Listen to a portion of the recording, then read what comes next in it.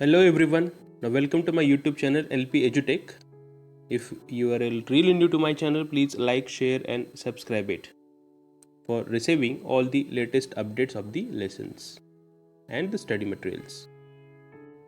So today we are going to start with the fifth number lesson of Geography Standard 12 entitled as Secondary Economic Activities. So stay tuned and stay together.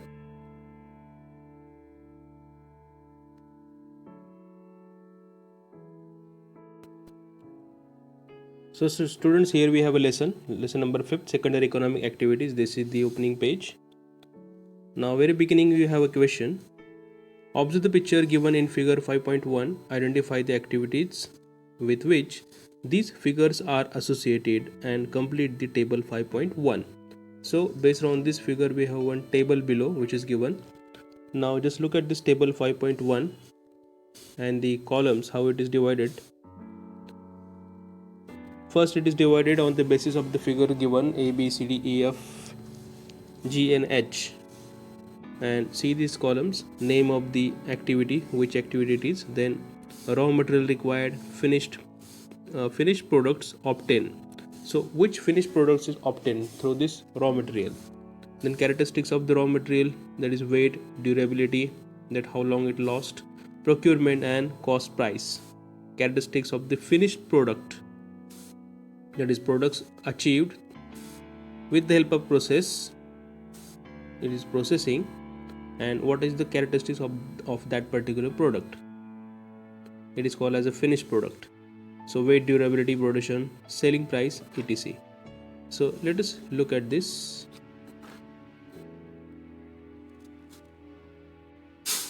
So number 1 we have in A figure A, B, C, D. Now just look at it and try to understand this image, what the things are produced out of the raw material. Number 1A, it stands for the food processing. See, the food processing industries, the food is processed in the factory and finished products, its production is done.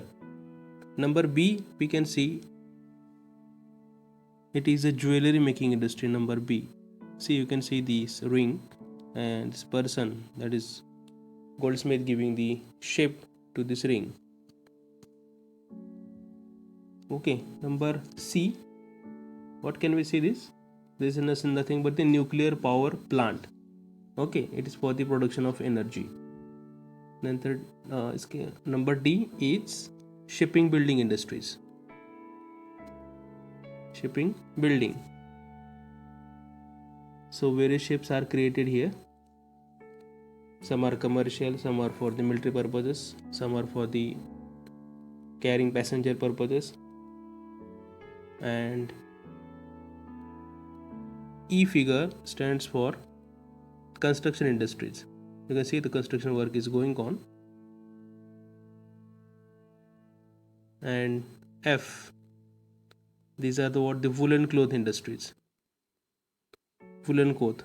Okay, the various woolen clothes are made, specially used in winter season. Then G stands for edible oil industries. Okay, the oil is produced. And last one, that is H, it is stand for milk product industries. The various milk products are prepared out of it. Now we need to categorize it into these columns. Name of the activity. Now what is this activity? Number 1 example I am just providing here.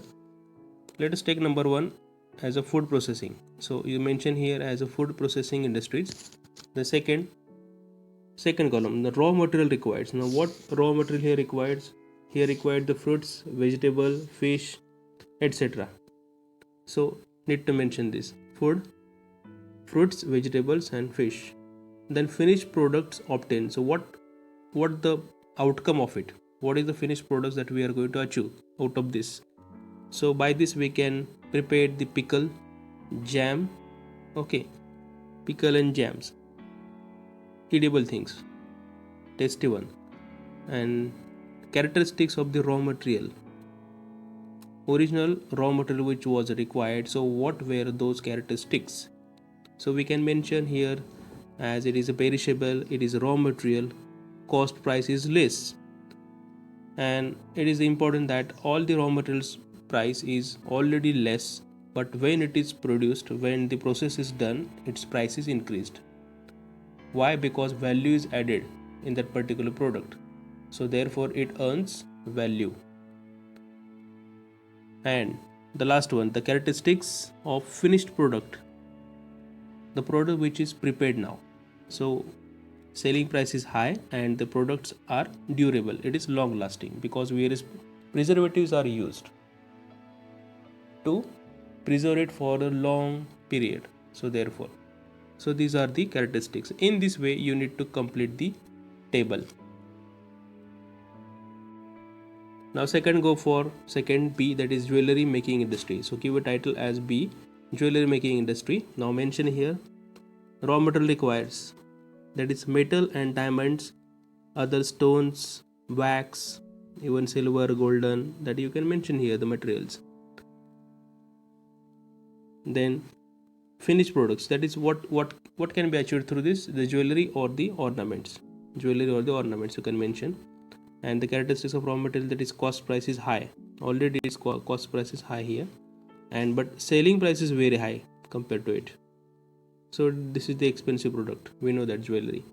Then C is the nuclear power plant. Raw material required is the uranium. For the C, it requires uranium, and it is specially prepared for the energy. Then characteristics, cost price is high. You know the uranium is high, the high material it requires. And the last characteristics of the finished products are selling price is less than the energy which is generated by coal, so it is also durable one. So selling price is less, but the raw material has a high price, that is the feature of it. D is what? Shipping.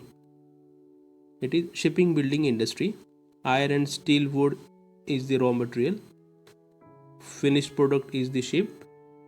Characteristics of raw material is the weight is high and the durable product, and selling price is high, that is the characteristics of finished product. Now in this way you just finish it. Let us look for the geographical explanation. In the previous chapter, we have learnt about the primary activities where the product is directly obtained from the nature. Now this wood is directly obtained from the nature. This is called as an input.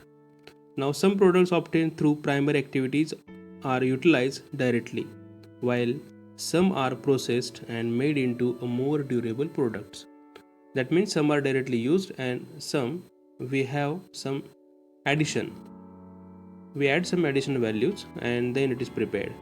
The products obtained from the primary economic activities are used as raw material in secondary economic activities. Further, the processing of these materials takes place and manufactured finished product is prepared to sell it to the consumers. Now in this way, see the inputs of the wood as a raw material, then it is processed in the factory and out of it the door set, that is furnitures are made and that is sold in the market. So this is the process. So secondary activities are based on the primary economic activities. So understand that chapter number 4 from that particular point of view to understand the chapter number 5, that is secondary economic activities. So both are interrelevant. Same example it is cutting up the wooden tree, then preparing furnitures, and wood and sun furnitures sell into the retailers and the wholesaler and the final consumers. So this is the chain. Secondary activities add value to natural resources by transforming raw materials into valuable products. So secondary activities therefore includes manufacturing, processing and construction, that is infrastructure industries. The place where conversion of products obtained from primary activities into a final product takes place is called factory. So here is the factory. Here the manual work done by the machine, packaging, office works, everything. Now here is a example of fresh milk, but everything is done here. Okay, the manufacturing, packing, then transportation starts from here first. Now look at this figure, try this section. Now look at the map of Solapur districts in figure 5.2. It shows the location of some sugarcane industries. Okay, now this is the map. Here are the major sugarcane industries. Now Shamrao is a farmer at location A. Okay, so here is a Shamrao. He is standing here. A. He lives here. He has just harvested a sugarcane crop. Now study the map and tell where should he send his crop. What factors will Shamrao consider for this? Now here the Shamrao lives, and so where will he take his sugarcane? Okay. So at which sugar industries he can take his sugarcane?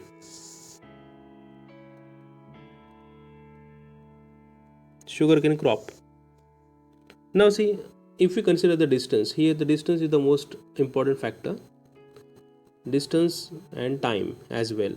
Of course, we will choose the nearest one. That is a common tendency of the person to go for the nearest option. So if we consider the A is it is the middle between this Vairag and Pimpalner. So he can either go for the Pimpalner or Vairag. So he can choose any of two considering the distance, because others are far away. Here he won't go to Bhilavadi, then Akluz. He won't go for that directions. Then Takli Sikandar and Solapur as well, because considering this is the longest one. Okay, it has a long distance and it is time consuming and energy consuming, so it is not affordable option from the economic point of view. So he will definitely go for this Pimpalner or Vairag. This is option.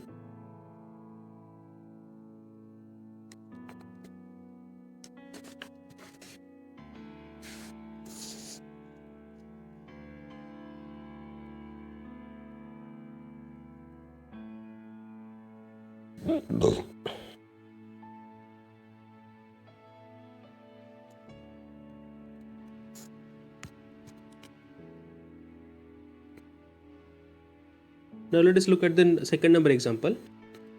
Firoz's son has done an advanced course in bakery management from the nearby city. Now he wants his son to start a bakery in their village. But his son says it should be in the city, which is around 20 kilometers away from their village. Now who is correct, Firoz or his son, and why? What do you think? Now where will he start the bakery? As per the first example I told you, the person always choose the nearest location. But here, just look at here. Actually in bakery industries, the final output, say cake, has higher weightage than raw material. Now this will be costlier to transport, as transport cost will increase with weight, right? If you carry this some weight items, so you are going to include its weight as well, and even you are going to charge the person. So in this way the price will increase, and even as it has some other additional material, so it can damage also. So therefore the bakery industries are located near the markets. Hence Firoz's son is right. Okay, the Firoz's son, what he says that he wants to start in the city, so not in the villages. So villages there are very less demand, in city it is high demand, first thing, and it is easy to transport, and even the various customers he is getting, and it has good competition as well. So the reason is the bakery industries are located near the markets. Hence Firoz's son is right, that it should be started in the city. Number third example. Shantaram is a young boy from a tribal area in Maharashtra. He wants to start a honey processing unit as he has access to good honeycombs in the forest. So as he is living in a tribal area, in a wood jungle area, so there are ample form the honeycombs are available in the forest. So the city is around 35 kilometers away, and he has his own land in the village and is also getting land in the city. So where should he establish the honey factory? In the village or in the city? And why? The answer is establishment of honey factory in the village is more profitable because he has access to good honeycombs in the forest. Also, he has his own land in the village, so honey stays to have the same weight before and after it is processed. Therefore, even if Shantaram has to travel to the city to sell honey, it won't affect the cost. The cost will remain the same even after processing. So it is better to have it nearby the location, as he is getting ample honeycombs near to the forest, so better settle honeycomb industries there itself. Now always remember, weight losing industries are industries where the raw materials are relatively bulky but the resulting product is relatively lighter. On the other hand, weight gaining industries are industries whose raw material are lighter but finished products are heavier and bulky. So weight losing industries will be located near the raw materials while weight gaining will be located near the market. In earlier times, the transportation cost increased with distance and weight. Now while studying all these examples, you will understand that location of an industry is dependent on many factors. To set up an industry, one needs raw material and that has to be transported from somewhere. Now we know that the raw material for industry is the final product of the primary activities. So the characteristics of the raw material and also the finished product affect the location of industries. Now for example, sugar industries need sugarcane, right? So sugarcane loses weight and amount of sugar after harvesting as time after harvest increases. So this affects their effective use for producing sugar. Thus, sugarcane needs to be sent to nearby factories as soon as possible. So sugar industries are therefore located near the production of raw material.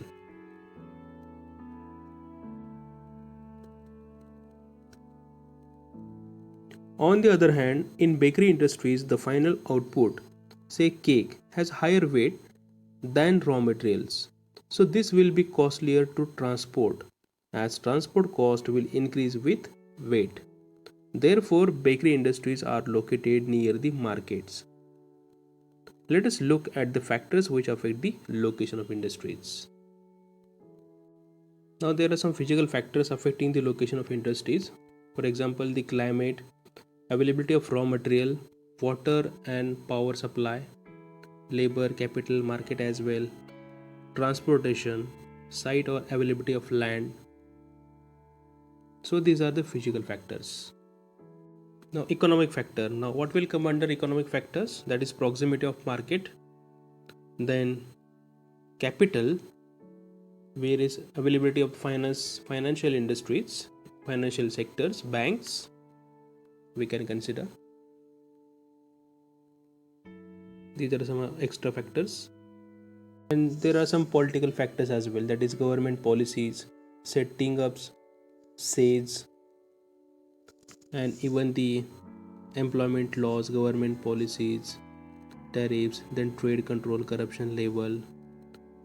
So other factors are the split location, even economic of scale or agglomeration, footloose industries, major industrial regions of the world that we will be looking forward. Okay, so we'll be studying these various factors in a detailed manner, but in a detail. So we will study the further lesson in next videos. So stay tuned, stay together, and thanks for watching.